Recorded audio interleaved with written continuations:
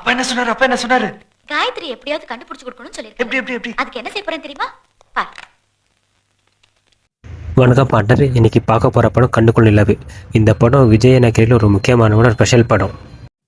ஏன்னா இது விஜய் அண்ணாவோட 25வது படம் தான் கண்ணுக்குள் நிலவு. கொஞ்சம் ஸ்பெஷலாகவே இருக்கும் இந்த படம். விஜய் அண்ணா ஆக்டிங்கில் இந்த படம் கொஞ்சம் டிஃப்ரெண்ட்டாகவே இருக்கும். ஒரு சைக்கோ இல்லை பைத்தியம் இல்லை, ஒரு மாதிரி டிஃப்ரெண்ட்டாக இருக்கும். செம்மையாக ஆக்டிங் பண்ணியிருப்பார் இந்த படத்தில் விஜய் அண்ணா. விஜய் அண்ணா நினச்சிருந்தா வேறு மாதிரி இப்போ 25 படம் பண்ணிருக்கலாம். பட் அவர் அண்ணா இந்த மாதிரி கதை சூஸ் பண்ணது கொஞ்சம் டிஃப்ரெண்ட்டு தான். இந்த படத்தில் இன்னொரு ஹைலைட் என்னென்னா, காதல் கவிதை டீம் அப்படியே ரீஜன் இருக்கும். Shalini madam, Ilaiyaraaja sir, Fazil sir எல்லாம் ரீஜன் இருப்பாங்க இந்த படத்துக்கு. ஆக்சுவலாக இந்த படம் ஒரு ஆவரேஜ் தான், ஆனால் இருந்தாலும் பாருங்கள் செம்மையாகவே இருக்கும்.